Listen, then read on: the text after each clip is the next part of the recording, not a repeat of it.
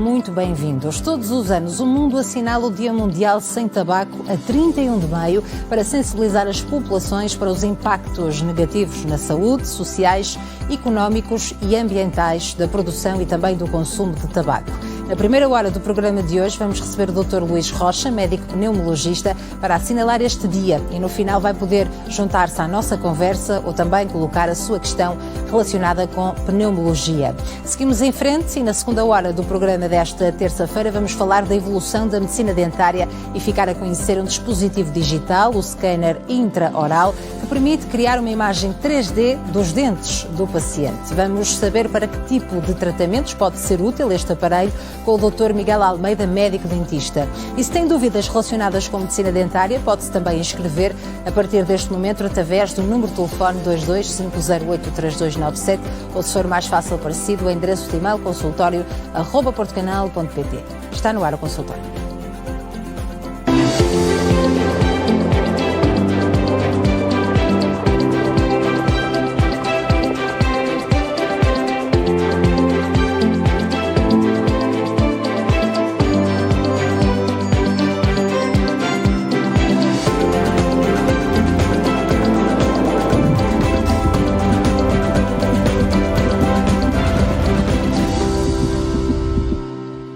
Cá estamos para o programa desta terça-feira. Seja bem-vindo ao consultório dedicado à sua saúde e bem-estar. Nesta primeira hora vamos assinalar o Dia Mundial Sem Tabaco, que se comemora, assinala a dia 31 de maio, exatamente hoje. Eu convido a juntar-se à nossa conversa, a participar, a tirar as suas dúvidas relacionadas com pneumologia, partilhar connosco o seu caso e, essencialmente, se deixou de fumar, se conseguiu deixar de fumar, pode também partilhar connosco alguma dica, algum truque para o conseguir. Acima de tudo, estamos aqui disponíveis para o ouvir. Na segunda hora do programa de hoje temos reservada a presença do Dr. Miguel, médico dentista.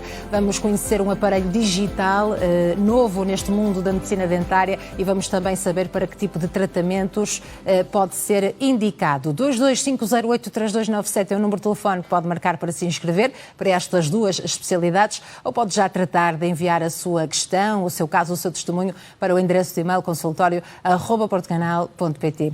Partimos à conversa com o Dr. Luís Rocha, médico pneumologista e dirigente da Fundação do Pulmão, a quem agradeço a presença. Seu doutor, um gosto tê-lo cá. Muito obrigada. Muito obrigada por estar aqui connosco neste dia de facto tão importante.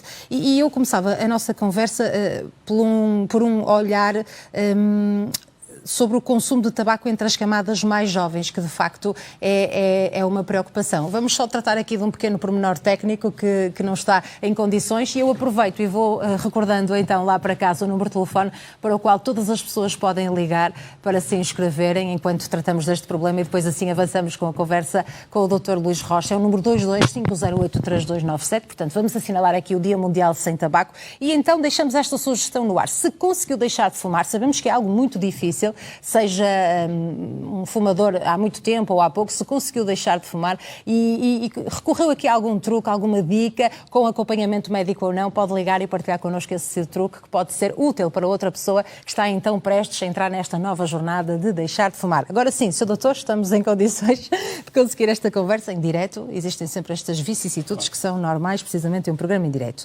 Começávamos pelas camadas mais jovens e por este novo olhar. Há de facto aqui uma preocupação de jovens que começam a fumar cada vez mais cedo.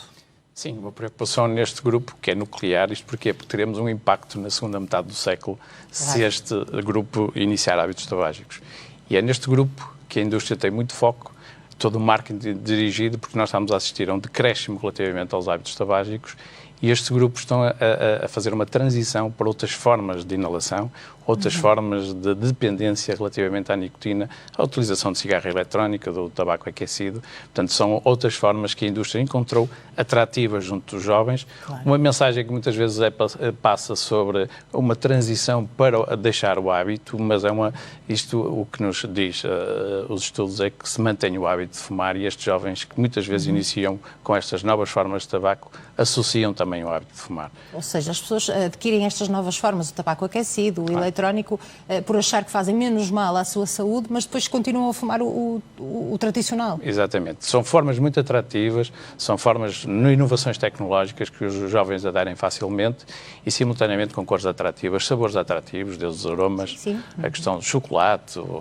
é parecido com guloseimas muitas vezes e todo aquele aspecto faz com que o jovem adira muitas vezes a esta forma de tabaco que o vai tornar dependente, que o vai tornar por outros saltos em termos de... E na sua qualidade de saúde também vai ser deteriorada. Portanto, a primeira mensagem, não iniciem e, portanto, não adiram também a estas formas de tabaco. E é importante afirmarmos esta questão que, de facto, é difícil deixar de fumar. Fumar pouco tempo ou fumar muitos anos, cada caso será um caso, mas é difícil, Sr. Doutor. Aqui o acompanhamento médico é essencial. Sem dúvida, ou seja, há muitos, a dependência é elevada. Nós, numa avaliação de consulta, fazemos isso mesmo, ou seja, a motivação, se está motivado, uma escala simples, rápida, simultaneamente avaliamos essa dependência. E dessa forma conseguimos ter uma noção do grau de dependência e de motivação para acompanhar todo aquele doente, podemos classificar dessa forma, para abandonar o hábito tabágico. E dessa forma é um acompanhamento muito próximo, porque ele vai necessitar de algum acompanhamento médico, muitas vezes intervenção farmacológica e acompanhamento próximo no sentido de que ele vai necessitar a curto prazo, e quando falamos é poucas semanas, para um acompanhamento de intervenção, muitos sintomas. Muitas vezes este perfil de frequentador de consulta, quando abandona o hábito, diz que ficou pior do que o que estava anteriormente. Existe aqui quase que que eu designo muitas vezes por uma revitalização de toda a árvore brônquica, ou seja, há uma constituição celular, uma constituição fisiológica de melhor funcionamento, com mais tosse, mais secreções, e portanto esse acompanhamento próximo muitas vezes é necessário na intervenção respiratória. E neste caso temos que, acima de tudo, focar nos benefícios, ou seja, nunca aspectos punitivos. A questão da recidiva é frequente e, portanto, deve existir aqui uma aprendizagem com essa recidiva, mas os benefícios, ou seja, saber que o malefício maior, que é o risco maior que existe aqui, que é o cancro do pulmão, que esse risco mantém-se mesmo ao fim de 10, 15 anos, baixa significativamente, na ordem de 50%, mas que esse risco vai se manter com uma carga acumulativa elevada, mas o risco, o benefício aqui cardiovascular é imediato. Ou seja, há aqui questões de frequências cardíacas, a pressão arterial, o risco cardiovascular, cerebral, de acidente vascular cerebral, é um risco que baixa significativamente logo nos primeiros anos. Quando existe esse processo das pessoas tentarem deixar de fumar, não existem regras. Portanto, para uma pessoa pode ser melhor deixar de um dia para o outro e outra ir reduzindo. Vai dependendo aqui um bocadinho também da motivação da pessoa. Mas o corpo também se manifesta. Há aqui sintomas claros que... Sintomas de abstinência, tal como no álcool. Existe aqui dependências e, portanto, há aqui uma questão que é defendida, que é a multidisciplinaridade, ou seja, o acompanhamento com muitos profissionais aqui, que vão ter na segunda parte do programa a medicina dentária. A medicina dentária pode perfeitamente intervir aqui. Toda a questão estética aqui no jovem é uma mensagem positiva que deve ser passada. A questão da pele, do cabelo, a sua função sexual também melhora bastante. Exatamente. Portanto, há aqui situações que é todo o aspecto positivo em termos de mensagem que deve ser transmitida. E depois do benefício que vai ter em saúde e, portanto, em termos governamentais, claro que o apetite relativamente ao valor monetário direto dos impostos é significativo, mas o impacto na saúde vai ter um custo muito mais elevado. Estas novas imagens que surgiram nos maços de tabaco, já têm uns anos, surtiram aqui algum efeito? Tem sempre algum efeito, ou seja, a questão negativa transmitida em termos de fotografia, de imagem, mas há outras formas de mascarar um pouco isto, ou seja, também simultaneamente são vendidas algumas capas que rapidamente, ou seja, mascaram um pouco, tal como usamos nos nossos telemóveis, também usam algumas capas que mascaram toda esta imagem, mas tem impacto, assim como o aumento do custo do tabaco, claro. Tem impacto na redução e há uma sensibilidade maior. Portanto, acima de tudo, aqui muito do foco desta campanha de 2022 também é dirigido à questão do ambiente, do impacto que tem no planeta. Temos aqui um impacto, porque muitos dos países aqui envolvidos são países subdesenvolvidos na produção e no cultivo de tabaco. Mas quem vai beneficiar são os mais favorecidos, que são de cerca de 10%, que têm uma indústria muito poderosa aqui em termos de benefício económico.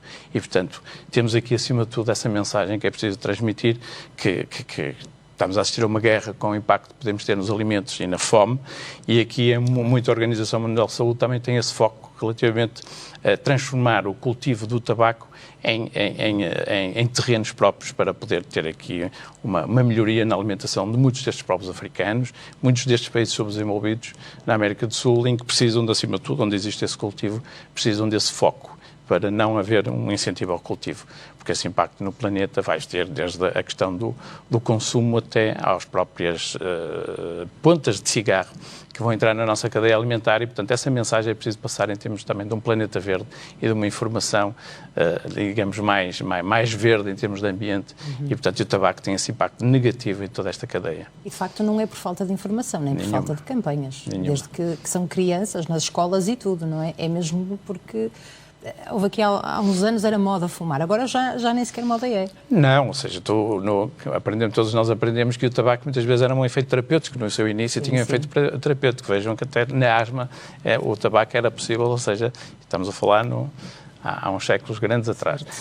Mas de todo, ou seja, essa mensagem deixou de ser possível passar, mas ainda de forma, ainda alguma marketing e alguma situação mais mascarada que consegue mesmo no automobilismo, nas grandes festas de verão que assistimos, muitos dos patrocinadores estão relacionados com bebida e tabaco. E temos aqui muitos influencers, bloggers, que através de novas formas de inalação e, portanto, conseguem influenciar os jovens. E, portanto, essa mensagem é preciso acabar com ela. Claro, e é muito importante e poderosa, não é? Porque sabemos exatamente o poder que neste caso, os influencers, que eles são uma nova moda, têm sobre os jovens e, portanto, podemos estar aqui também sobre uma viragem. Portanto, as consequências muitas vezes surgem anos mais tarde, não é? Anos mais tarde, ou seja, isto é tudo um efeito cumulativo. Quanto maior número de cigarros tivermos de consumo diário, maior repercussão vamos ter na nossa saúde. E muitas vezes ao fim de 10, 20 anos é que temos esse efeito. E muitos dos rastreios, muita da ação em termos de saúde, de ações de saúde, incidem ali a partir dos 40 anos. Porque sabemos que tem aqui um efeito já acumulativo de 20 anos. E, portanto, estamos a falar em uma prevenção secundária, ao contrário do jovem, falaríamos numa prevenção primária de tal impacto só na segunda metade do século. No adulto que fuma e que tentamos que deixe de fumar, o impacto é imediato, é mais imediato numa primeira metade do século, em que temos esse impacto em termos de custos diretos de saúde, individual, em termos coletiva, em termos de benefícios para a saúde. E, portanto, esse impacto é significativo e os custos são daí um investimento que é preciso ter em consulta, o médico tem que ter disponibilidade para o doente, em particular, porque não é uma consulta de 5, 10 minutos, é uma consulta prolongada, com acompanhamento, com vinda na semana seguinte. Naquele mês pode vir 2, 3 vezes e pode haver aqui uma necessidade de disponibilidade para quem quer deixar de fumar e, portanto, há aqui alguma disponibilidade médica. Isto não se põe só na questão médica, aqui a intervenção pode ser de outros profissionais de saúde, nomeadamente enfermeiros, psicólogos, o dentista, portanto, o seu médico assistente, portanto, há uma indicação, uma boa prática nos registros diários, ter informação relativamente ao hábito do seu doente, do seu utente, e começar, se calhar, a consulta mesmo por aí, ou seja, relativamente à questão do hábito tabagismo. Depois cada um depois faz o seu caminho, não é? Exatamente. Doutor? E também adequa ao seu local de trabalho, por exemplo, rotinas diárias que tem e que se calhar o levem a fumar mais naquele momento, porque é de facto difícil. Não é pela falta de informação, não é pela falta dos números. O cancro do pulmão, nomeadamente, é o cancro que mais mata em Portugal. Sim. Portanto, a base toda a gente já tem, a história também. Sem dúvida. E se falarmos em números, ou seja, nós em termos globais temos 8 milhões de mortes diretas relacionadas com o tabaco. Temos a questão da exposição ambiental, fumo passivo, 1.200.000 também estão aqui envolvidos. Números portugueses, nós temos em termos acima de 15 anos consumidores de tabaco, 16,8% da população. Portanto, são números muito significativos e o objetivo de muitas destas campanhas é baixar esta faixa dos 17%. A mulher em particular também, por causa do consumo, para tentar baixar a prevalência, a exposição ambiental e assimetrias regionais. Nós temos aqui muitas assimetrias regionais no nosso país e em termos globais. O norte é mais consumidor que o centro relativamente ao Qual é tabaco. a explicação? A explicação tem a ver com as rotinas ou a característica da população, ou seja, há aqui que olhar para estas assimetrias regionais e tentar baixar, ou seja, alguns investimentos aqui que são necessários também a nível do país em que vivemos. O mesmo se vê com o resto da Europa, nomeadamente o consumo dos jovens, sim, que não está a cair como nos outros países da Sim, da ou seja, nós temos em todos as faixas de rendimento, em termos das classes sociais, temos um decréscimo em termos de consumo de tabaco, assim como também em ambos os sexos, mas são porque há aqui uma distinção social também na questão do tabaco. As classes mais desfavorecidas fumam mais, há aqui desigualdades sociais aqui relacionadas também com este consumo e há necessidade nestes grupos terem uma intervenção mais especializada, um foco maior, porque é preciso maior sensibilização e chegar a uma informação mais capaz, porque nem toda a informação que chega é clara e é captada pelo fumador. Portanto, mensagem para os mais jovens é, de facto, deixarem de fumar. Para pessoas que já fumam há alguns anos e começam a ter os primeiros sintomas que podem levar a um diagnóstico de cancro do pulmão ou DPOC, por exemplo, é preciso também estarmos atentos a esses sintomas que muitas vezes podem ser desvalorizados precisamente por quem fuma, não é? Ter tosse, as pessoas associam que é precisamente do hábito de fumar. Muitos focos no rastreio é isso. Mais Exatamente. de 40 anos sem tosse, é fumador.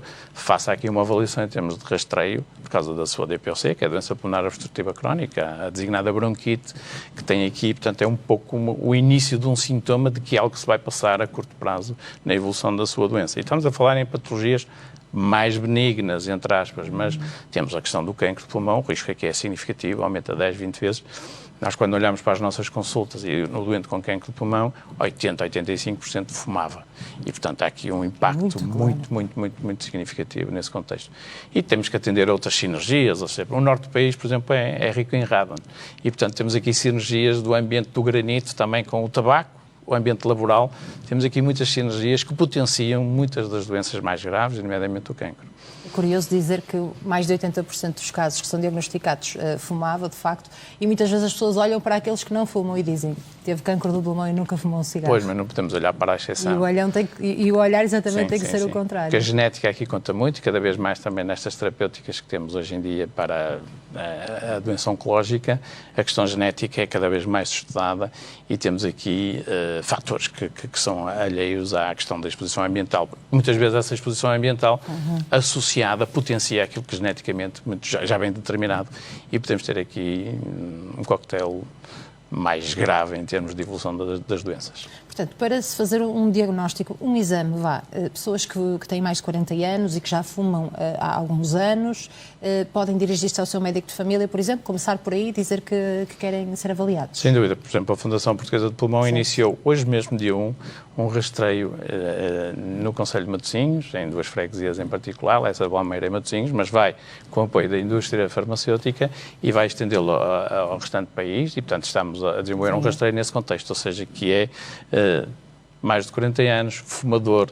e com sintomas, dirige-se a uma dos locais em que está a ser executado o rastreio, faz uma prova de função respiratória e com toda a segurança neste contexto de pandemia, portanto, são situações que foram salvaguardadas e conseguimos ter aqui uma informação que é encaminhada pelo seu médico assistente. Mas se de todo não conseguir um rastreio desse tipo, é um forte candidato a fazer também uma avaliação nesse contexto de rastreio. E estamos a falar na questão respiratória apenas, porque a questão cardíaca também existe essa possibilidade e estão aqui situações também de foro metabólico e até psiquiátrico, ou seja, são situações que o médico e o profissional de saúde sabe bem enquadrar todo este contexto deste doente que fuma e que deve abandonar o hábito.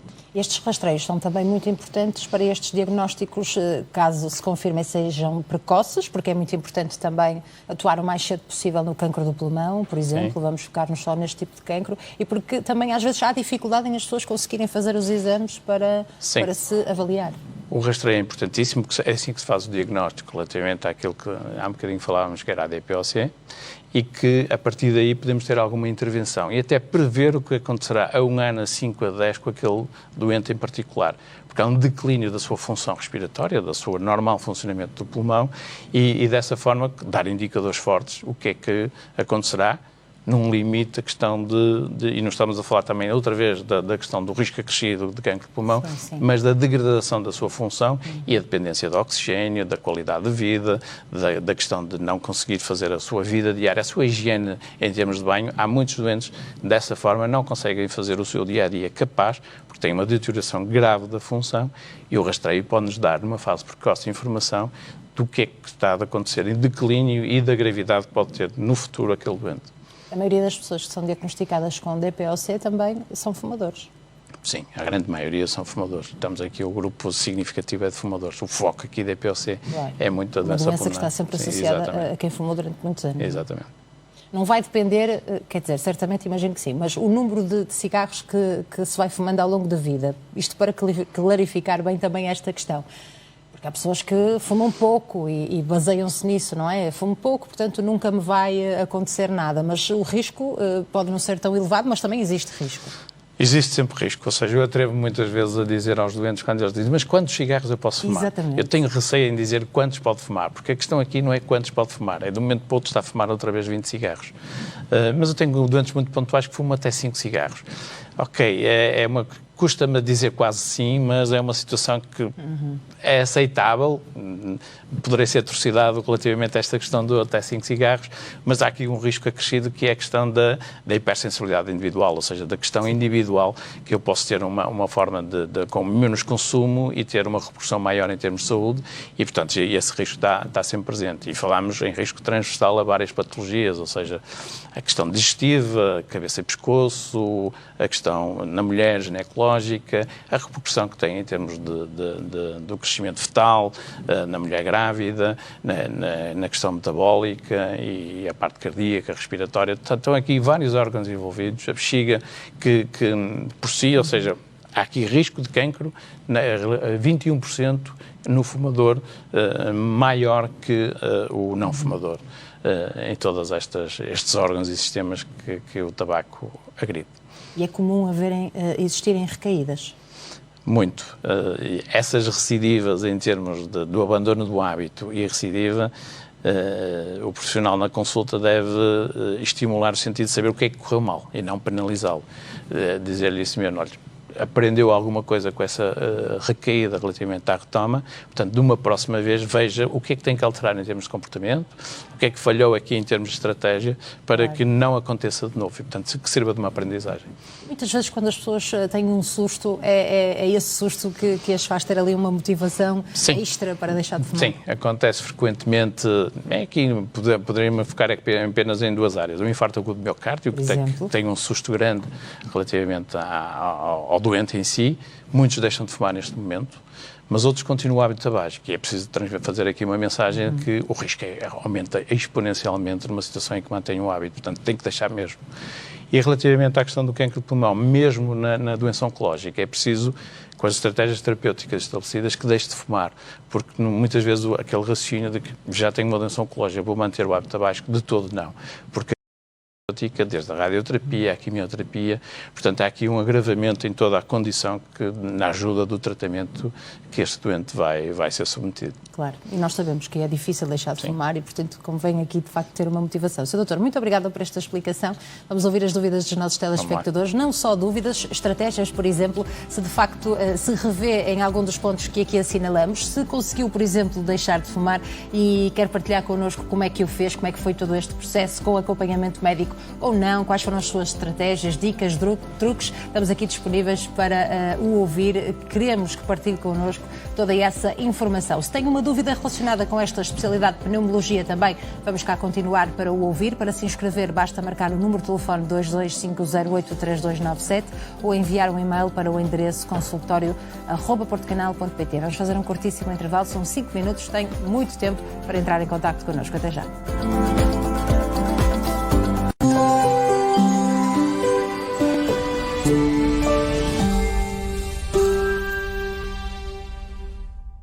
Aceitas esta mulher Baba Yaga como tua legítima esposa?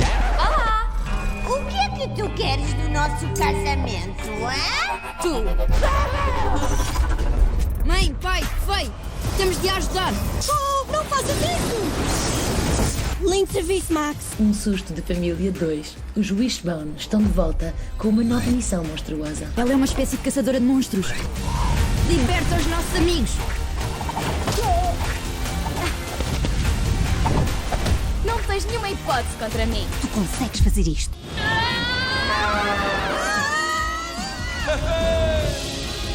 Vocês são todos malucos. Já disponível no Mel Videoclube. Mel, humaniza-te. A Escola Superior Agrária está localizada no coração da cidade de Viseu. Apostamos na inovação e na investigação científica. Uma escola acolhedora, onde todos constituímos uma família. Uma escola de referência, onde podes dar asas à tua criatividade. Vem connosco desvendar o teu futuro. ESAV, 28 anos a gerar competências.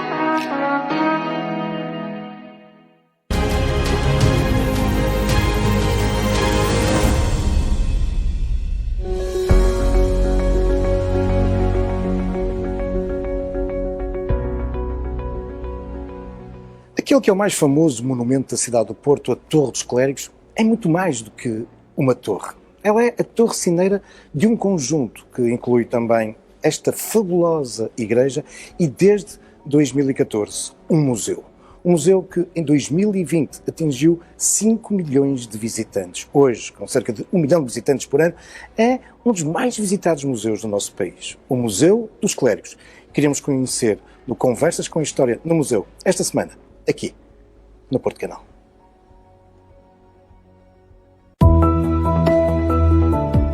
Fique desse lado, porque no próximo programa vamos falar sobre seguros de crédito. Já tinha ouvido falar destes seguros? Pois bem, vamos falar sobre o que são os seguros de crédito, a sua importância e como podemos tirar o melhor partido deles no negócio empresarial. Já sabe, conte consigo na nossa companhia no próximo programa. Até lá. Patrocinado por Unibanco, Empowered by Unicre.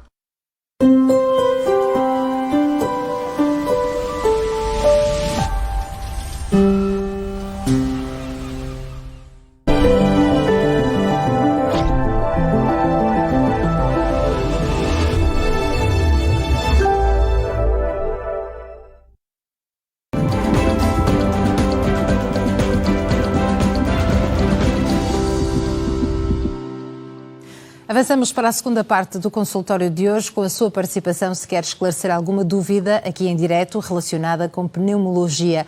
225083297 é o número de telefone que pode marcar, pode também entrar em contacto connosco através do endereço de e-mail consultório@portucanal.pt. Questões relacionadas com esta especialidade, mas estivemos aqui a assinalar o Dia Mundial Sem Tabaco, portanto, se tem alguma dúvida, também pode entrar em contacto connosco, partilhar connosco o seu caso, uma dica, uma estratégia que utilizou, pôs em prática para deixar de fumar. Também somos todos ouvidos, portanto, queremos aqui que partilhe connosco também a sua história. E connosco continua precisamente o Dr. Luís Rocha, médico pneumologista e dirigente da Fundação do Pulmão, a quem agradeço a presença. Muito obrigada, Sr. Doutor, por estar aqui connosco neste dia tão importante, que queremos que continue, não é? Não Sem podemos dúvida, assinalar sim, só sim. este dia e ficar por aqui. Não ficar por aqui, isto é para continuar em termos de... Exatamente, adquirir bem, aprender bem muitas destas dicas. Vamos então ao encontro dos nossos telespectadores. Duas boas-vindas ao Sr. Camilo Vaz, tem 62 anos, liga de Macedo de Cavaleiros. Seja muito bem-vindo ao consultório, Sr. Camilo.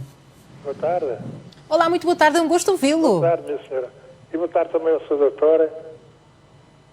Parabéns pelo vosso programa. Muito obrigada, Sr. Camilo. Nós falamos há algumas semanas. Ligou para fazer uma questão para a especialidade de endocrinologia. Foi assim, não foi? Foi.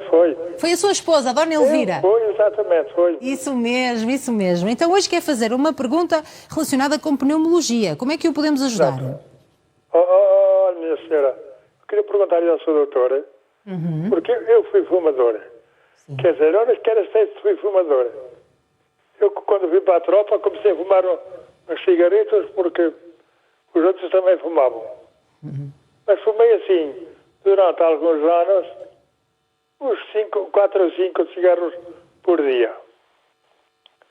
Até que um dia, no programa de uma televisão, no estrangeiro, quando eu estava cá em Portugal, estava fora do país, eu percebi-me num programa os efeitos que, de facto, o tabaco trazia. E a partir daí, como não há vício que vença o homem, eu pusei o maço de tabaco numa mesa e jurei que nunca mais fumava.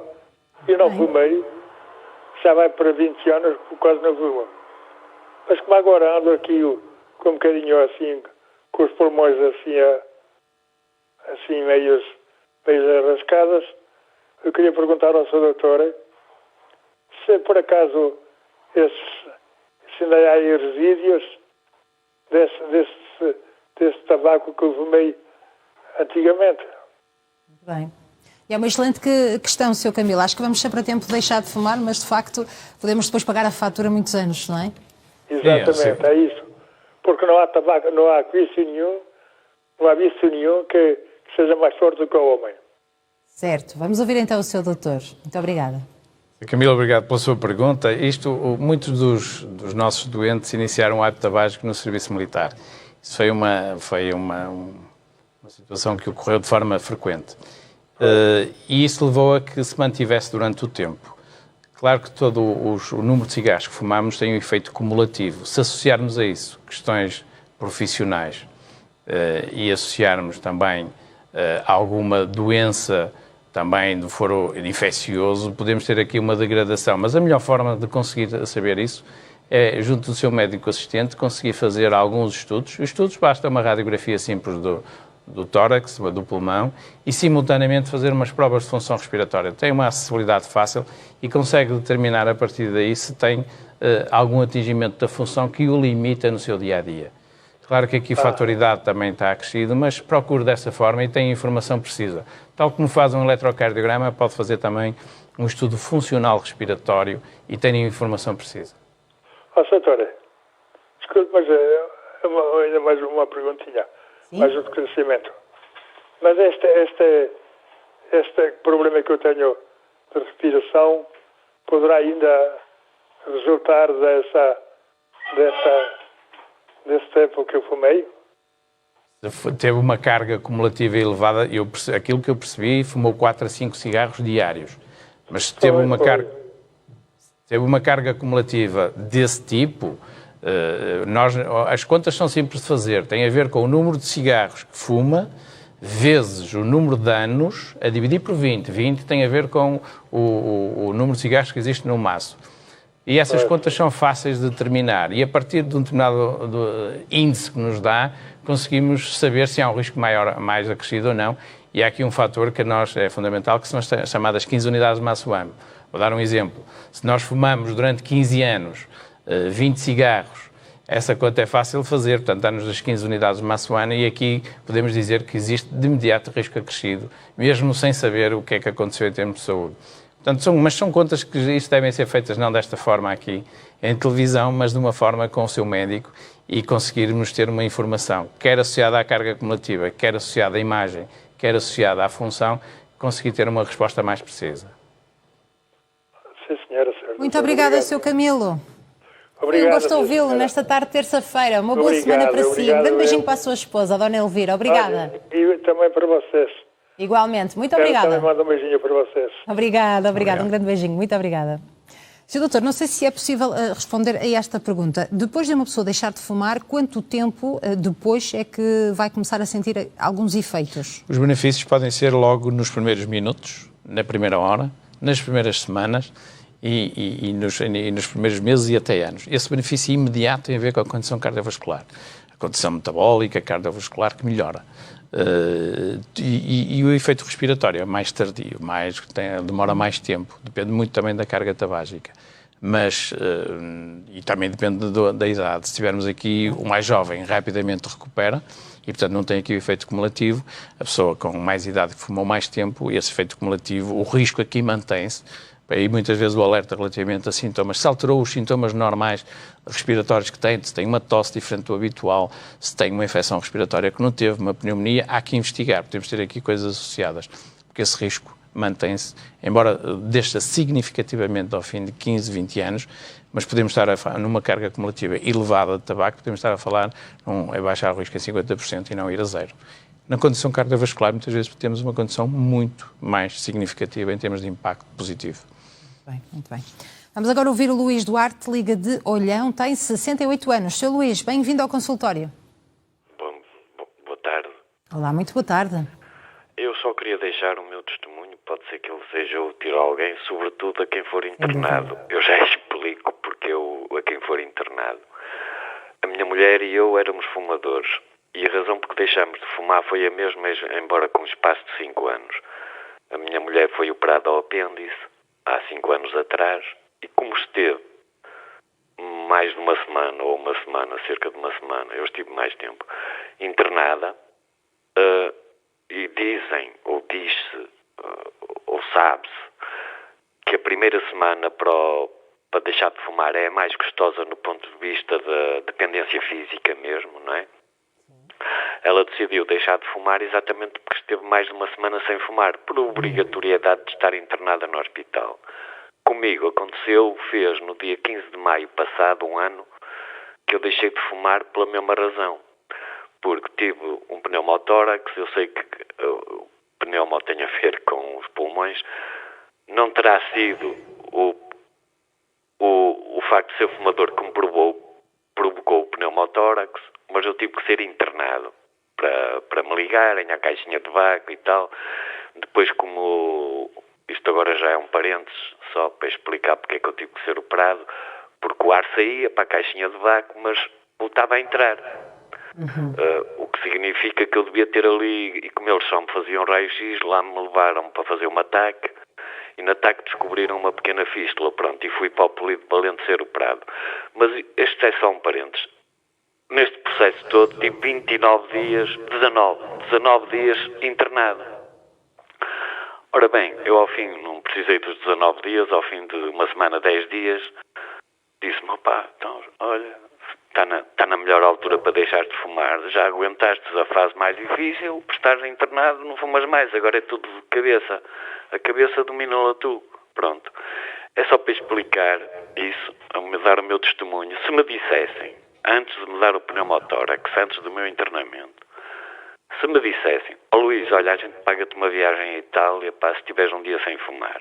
Eu digo uma viagem à Itália porque eu gostava muito de ir à Itália. Eu dizia, bem, um dia só, está bem, eu faço sacrifício. Mas se me dissessem 3 dias sem fumar, eu dizia, não, morro antes. Isto é para se dizer simplesmente que, ao contrário do que eu pensava, do que eu podia supor e do que se calhar muita gente supõe, é muito mais fácil deixar de fumar do que pode parecer. A mim não me custou nada.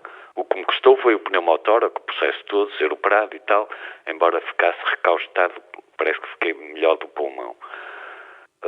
Pronto, era só para dar este testemunho. Não sei se o doutor quer fazer alguma pergunta sobre... Sim, sem dúvida. Antes de mais, muito obrigada por este testemunho, Sr. Luís, claro. Sr. Luís Duarte, muito obrigado, porque deixou aqui várias mensagens que eu posso traduzir. Em primeiro lugar, a mensagem de quando se cessa o hábito num casal, deve ser em conjunto, ou seja, e tem o seu exemplo de que... Não, mas por acaso foi, desculpe, doutor, a interrupção, foi com um espaço de 5 anos. Tudo bem, mas esta mensagem é preciso transmitir, ou seja... Claro. Sim, a vida para a minha mulher durante 5 anos foi mais complicada, por eu ser fumador, é evidente que sim, Mas quando fazemos a intervenção no fumador, perguntamos sempre se no companheiro, na companheira também fuma. Na família, não é? Exatamente, porque a intervenção deve ser conjunta. E todo o ambiente social, laboral, todo o ambiente relacionado com as pessoas com que lidam devem ajudar neste contexto. E a terapia no casal é fundamental neste contexto de deixar de fumar. Mas não houve terapia nenhuma, doutor. Sim, houve só a decisão e o deixar de fumar.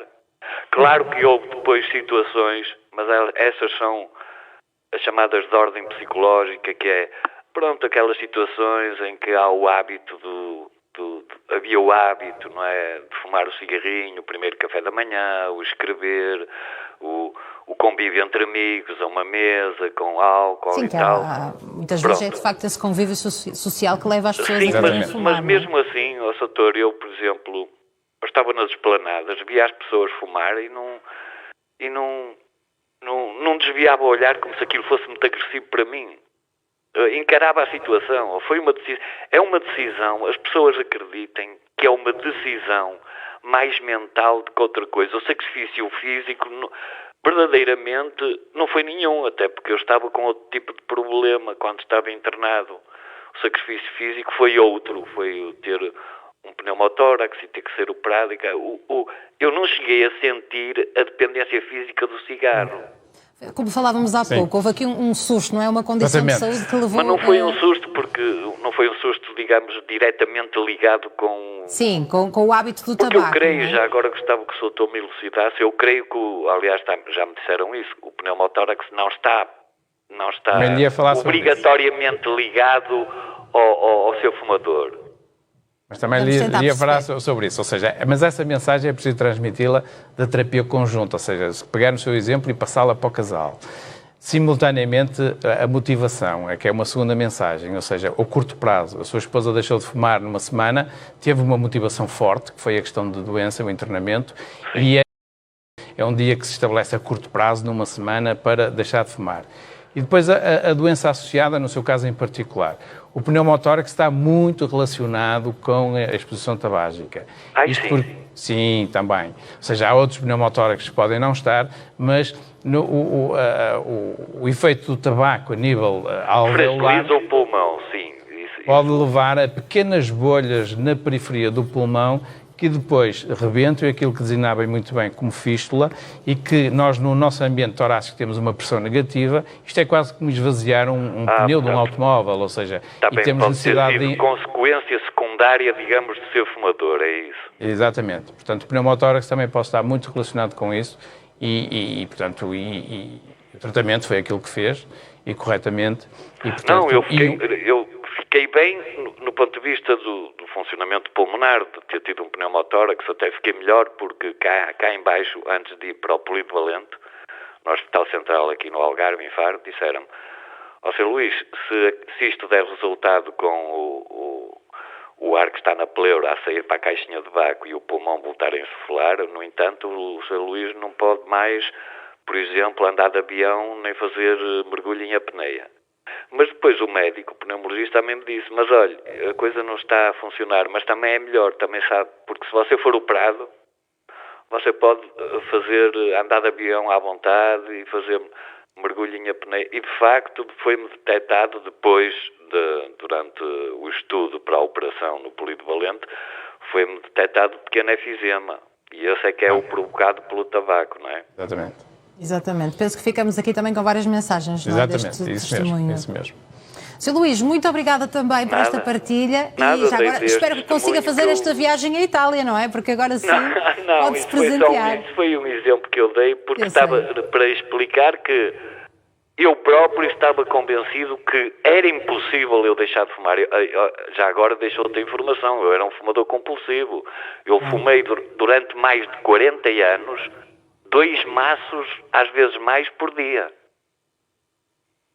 E teve essa motivação para conseguir deixar de fumar. A sua voz... Porque lembrei-me da minha mulher. Disse: olha, então se ela deixou de fumar porque esteve internada, eu que estou internado também me aproveito a boleia. Aproveitou esta oportunidade, foi à boleia de facto desta oportunidade. Espero que a sua voz faça eco noutras pessoas que de facto procuram essa motivação para agora mudar o seu hábito e deixar de fumar. E muito obrigada por essa intenção. Continuação de uma boa semana para si. Foi um gosto ouvi-lo. Obrigada, muito obrigada por estas palavras. Muito obrigada. Sr. Doutor, seguimos em frente. Vamos ouvir mais um testemunho. Luís Brandão, Liga de Santo Tirso, tem 88 anos. Seja bem-vindo, Sr. Luís. 81. 81! Olha, como disseram-me aqui, 88. 81. Enganado. Eu nasci em 41. Nasceu em 41, portanto em 81, claro. Faço para outubro. Olha, então estavam-me aqui a dizer que já tinha partilhado connosco há 2 anos a sua história. 5 anos, mais ou menos. 5 anos. Vou esquecer os números hoje. E quem me atendeu na altura foi a Débora. Exatamente. Débora Sá, sim, para quem eu mando um beijinho já agora, um beijinho muito grande. E já na altura... agora um beijinho muito grande também para ela. Exatamente, bom, um grande beijinho. Eu na altura estava por acaso... Pode continuar, Sr. Luís, estamos a ouvir, sim. Eu na altura, por acaso, estava a ver o Porto Canal e era precisamente um programa sobre o tabagismo. Uhum. E o seu doutor, na altura, antes de eu entrar, portanto, diretamente a falar no programa, ouvi a versão dele em que ele dizia que, eu até já nem me recordo o nome dele, em que ele dizia que era possível um fumador deixar de fumar voluntariamente sem o auxílio médico ou psicológico. Eu então expus para o caso. Muito bem. Eu comecei a fumar naquela brincadeira do cabelo vermelho e das folhas de videira, sequinhas bem roladinhas, fazia um cigarrinho com os meus 14 anos, um cigarrinho até na falta de mortalha era um bocado de folha de jornal ou qualquer coisa, um papel qualquer. E aí começou o vício do fumo. Quando comecei a fumar verdadeiramente, a comprar cigarros à minha conta, então era uma média de um maço de tabaco diário. Um maço de cigarros. Vá lá, e número redondo, semanalmente, 10 maços de tabaco por semana. Porque exagerava mais um bocado ao fim de semana, estava livre, não tinha o trabalho e fumava mais. Isto durante, desde o meu princípio, até 2003, durante mais ou menos 48 anos, em que eu ouvia dizer, mesmo fumadores, que era difícil deixar de fumar voluntariamente. E como é que o senhor fez? Eu era um que também tinham a mesma opinião. Houve alturas, colegas que deixaram de fumar e está 4, 5 anos sem fumar e reinavam comigo que eu que era fraco, que não tinha personalidade para deixar de fumar voluntariamente, o que seja. Esses mesmos indivíduos, depois de tanto tempo de deixar de fumar, tornaram-se a pegar. Precisamente na altura, quando eu comecei a deixar de fumar. Depois era eu que reinava com eles. Claro. Ora, eu deixei de fumar, nunca bem me esqueço a data que foi. Tudo o que eu contei à Débora na altura, e ao seu doutor que a acompanhava no programa. Deixei de fumar a 30 de setembro de 2003, às 10h30 da noite. Estava no café, mais a minha família, a fumar outro cigarrinho. Levantei-me, fui à máquina de tabaco para tirar o maço de tabaco, meti €1, mas quando o euro caiu dentro, passou uma nuvem negra pela testa, eu disse, não fumo mais. E disse em voz alta dentro do café, os colegas que me estavam a ver, não acredito, até alguns já são do outro lado, hoje, se ainda fosse vivos, admiravam-se como é que eu já estou há tanto tempo sem fumar e não tenho saudades nenhuma. E o impulso que eu tive para deixar de fumar foi aquelas ditas gaitinhas pelo peito abaixo, quando a gente fuma até demais, está meio intoxicado e está a respirar, e houve aquele som dentro do nosso peito. Estão a ouvir o que eu quero explicar? Sim, perfeitamente. Aquela chiadeira. E então, a partir daí, controlei diariamente um dia de cada vez. Ora, um dia deixei de fumar, logo o primeiro dia, logo naquela noite até o dia seguinte, acordei com a tentação de puxar pelo cigarro. Bom, passei este dia, vou tentar outro dia, e por aí fora, Depois de uma semana, controlei depois de um mês, controlei um ano, mas eu, quando cheguei ao fim de meio ano sem fumar, eu próprio tomei a iniciativa. Quem aguenta meio ano sem fumar, aguenta o resto da vida, até hoje. Faz para setembro 19 anos. E felizmente não tenho saudades nenhumas. E o importante é que eu nunca precisei de conselho médico, felizmente. Bem. Nunca precisei de fumar. Eu próprio tomei a iniciativa, há uma por causa da chiadeira no peito. E depois no ambiente de café, de jogar cartas, todos a fumar, ir para a cama, para o lado da minha falecida esposa. Sr. Joaquim, é também um exemplo para muitas pessoas que estão à procura de uma motivação extra para deixarem de fumar. Muito obrigada também pelo seu testemunho, foi um gosto ouvi-lo. Um grande beijinho para si. Foi só para explicar a quem me esteja a ouvir. Exatamente, e fez muito bem aqui uma nova visão também. Muito obrigada pelo seu contacto, continuação de uma boa semana para si. Parabéns, muito obrigada. programa. Obrigada, um grande beijinho. Obrigada, Sr. Joaquim. E de facto este telespectador falou aqui na importância do dia D, como o Sr. Doutor dizia, não é? Que às vezes convém marcar ali um dia, quem sabe até uma hora, sim, que vai mudar a vida. Mostrou que estava motivado, essa motivação foi disputada por a afetação que tinha na sua qualidade de vida, nomeadamente os sintomas respiratórios e a limitação que tinha, tomou consciência da situação, alterou o comportamento e, portanto, tomou uma decisão num período curto. Porque muitas vezes aquela decisão no final do ano, no aniversário, é uma estratégia que nem sempre resulta. Ir adiante. E, portanto, é uma situação que resolvida ali naquele instante, é uma semana, um período curto e partiu para o princípio de nunca mais fumar e foi a melhor decisão que teve. E com de certeza absoluta, com uma melhor qualidade de vida. Os sintomas provavelmente regrediram e estamos a assistir a esta descrição, portanto pode servir de exemplo para muitos outros. Já lá vão 19 anos. 19 anos. Ainda bem, Sr. Joaquim, um grande beijinho novamente. Vamos agora ouvir a Arminda Branco, que liga da Maia, tem 73 anos. Seja bem-vinda ao consultório. Boa tarde, menina Alexandra. Olá, muito boa tarde. Boa Gosto tarde, de ouvi-la. doutora.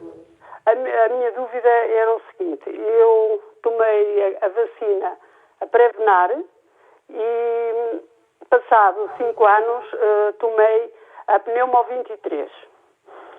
Já passaram esses 5 anos e a médica de família disse-me que eu deveria repetir a Pneumo 23. Agora, há médicos que dizem que não é preciso repetir essa vacina outra vez. E há outras, por exemplo, cardiologia, porque eu sou uma doente cardíaca, disse que não era necessário repetir, passados 5 anos, outra vez, a Pneumo 23. A médica de família receitou-me para eu tomar e eu queria saber a opinião do seu doutor. De qualquer maneira, eu tive Covid há mais ou menos 1 mês e meio e não sei qual será a data mais oportuna para o fazer. A primeira vacina que eu tomei é a Prevenar, penso que é a Pneumo 13. E então eu não sou fumadora, portanto não fumo, embora durante muitos anos tivesse sido fumadora passiva, porque era professora e trabalhava numa escola em que havia realmente muita gente que fumava, mas há muitos anos, portanto, não fumo. E eu queria saber, era realmente a opinião do seu doutor, se eu devo dar ou não, a passados 5 anos, novamente a Pneumo 23 ou não. Ora, Arminda, muito obrigada também por esta questão, Sr. Doutor. Muito bem, afastamos aqui um pouco de tabaco, depois podemos aproveitar aqui algumas mensagens, também conseguimos traduzi-las. Quando falou em nomes comerciais, nós há cerca de 2 semanas temos uma nova vacina em Portugal, ainda não coparticipada, estamos a falar de uma vacina polissacárida conjugada com 20 serótipos. Quando falamos em 13 e 23 tem a ver com o número de serótipos. Há uma norma da Direção-Geral de Saúde desde 2015 relativamente a um plano de vacinação da vacina antipneumocócica. No fumador em particular existe essa recomendação de o fazer. A partir dos 50, dos 60, dos 65, há aqui situações bem estabelecidas. Na questão particular de doença associada e com estas 2 formulações que fez referência quem nos comunicou, que iniciou com uma vacina conjugada polissacárida 13 e que depois decorrido 5 anos, não precisaria de 5 anos, mas poderia ter feito passado 12 meses, 1 ano, a polissacárida não conjugada, que é 23, e portanto aquilo que eu lhe recomendaria fazer neste momento, e não, provavelmente, não, porque eu não conheço as características clínicas desta telespectadora, provavelmente não terá indicação para repetir a que designa por eu não quero dizer o nome comercial, e portanto daí a questão da vacina polissacárida 23 e portanto não há recomendação para a repetir, que junto do seu médico assistente, que eventualmente poderá fazer esta nova vacina disponível, não é coparticipada, e ter um melhor aconselhamento e que faz uma dose única e não precisa de andar a repetir a vacina, que já com as que fez anteriormente está muito bem protegida e acima de tudo, confere-lhe uma proteção para o agente mais frequente da pneumonia, que é o pneumococcus. E o fumador, que fique com esta mensagem. Também. Ficou esclarecida, Dona Arminda? Pronto, fiquei sim. Muito obrigada. Muito obrigada pela sua participação. Boa semana. Obrigada, gosto de ouvi-la. Muito obrigada. Nestes minutinhos que nos restam, vamos ouvir Humberto Cordeiro, que liga de Mirandela e tem 67 anos. Seja bem-vindo. Olá, Sr. Humberto. Perdemos esta ligação. Vou adiantar aqui com um e-mail. Sr. Doutor, sim, isso mesmo. Temos aqui 2 minutinhos para tentar ajudar. A Luísa Costa tem 44 anos e escreve-nos de Rio Tinto. Diz o seguinte: muito boa tarde. Tive pneumonia há 1 ano e depois de internada e com tratamento feito dentro e fora do hospital, sinto bastante falta de ar e cansaço ao fazer mínimos esforços. Queria perguntar ao Sr. Doutor se isto é normal. Depende da pneumonia que teve. E neste momento nós temos, e num contexto pandémico, temos muitas das pneumonias víricas que deixam algumas sequelas. E, portanto, a melhor forma de quantificar essa limitação na sua função seria fazer as tais provas de função respiratória que já falámos aqui, dar-nos uma ideia da sua função em termos dos volumes e débitos pulmonares, aquilo que consegue entrar e sair de ar, e a partir daí quantificar. Claro que a imagem de tórax aqui também é fundamental para termos uma ideia das sequelas. Depois, atender à sua condição física, se não estará também aqui alguma má condição física em termos de exercício. Portanto, há aqui um conjunto de fatores que ainda desconhecemos. Luísa Costa, muito obrigada por esta pergunta e agora sim conseguimos fazer novamente a ligação deste telespectador que estava para entrar em direto. Humberto Cordeiro, liga de Mirandela, tem 67 anos. Seja bem-vindo. Boa tarde. Olá, muito boa tarde, Sr. Humberto. Bem-vindo ao consultório. Olha, eu tenho 2 coisas rápidas para dizer. Continuo a não ouvir agora outra vez. Estamos a ouvi-lo, sim. Já ouvi. Pronto. É assim, 2 questões rápidas. Primeiro, a dizer como é que eu também deixei de fumar depois de 39 anos a fumar. Que foi em 3 dias eu decidi estar uma manhã sem fumar e fumar o resto do dia. No segundo dia, estar uma tarde e estar o resto do dia a fumar. No terceiro dia, estar uma noite e estar o resto do dia a fumar. No quarto dia, não fumei mais. Portanto, e tinha fumado, e já há 39 anos que fumava. De forma que foi assim uma coisa muito rápida. Mas a questão principal que é a seguinte, doutor. Eu tenho uma DPLC. E então, é assim, eu ultimamente, sobretudo este último meio ano, mais ou menos, ando com alguma dificuldade sinto que ando a criar uma espécie de pasta na boca, uma saliva muito branca, e dá-me a sensação que é mucosa, que vem do nariz. A minha sensação que eu tenho é que vem do nariz. Porque ando do dia mais ou menos, mas quando me deito à noite, passo a vida a tossir, passo a noite a tossir, digamos assim. Às vezes estou mais de 1 hora com pequenas tossidelas e pronto, e sai uns pedacinhos de espécie de expectoração que dá a sensação que não vem da parte pulmonar, que vem mais da parte da narina. Era que eu gostaria de saber se efetivamente é uma coisa ou se é outra. Vamos ouvir o Sr. Doutor, Sr. Humberto, para não ficar sem resposta.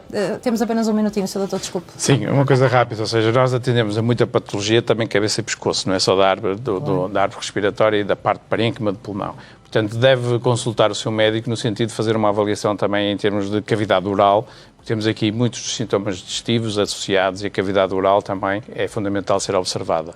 E no âmbito do rastreio, como disse, tem uma DPLC, provavelmente fez um diagnóstico através de uma função respiratória, tem esse diagnóstico e, de acordo com esse diagnóstico, se está catalogado como uma DPLC, pode ter aqui uma intervenção farmacológica que o pode ajudar. Sr. Humberto Cordeiro, muito obrigada pela sua participação, foi breve, estamos mesmo a terminar esta primeira hora do programa. Agradeço a todos os telespectadores, muitos ligaram para partilhar connosco casos, dicas, estratégias também que os fizeram deixar de fumar e pode ser esta a motivação para ser o dia D para outras pessoas, de facto, que precisam também de deixar de fumar. Sr. Doutor, muito obrigada pela sua presença mais uma vez, sempre um gosto recebê-lo aqui no programa. Muito obrigada.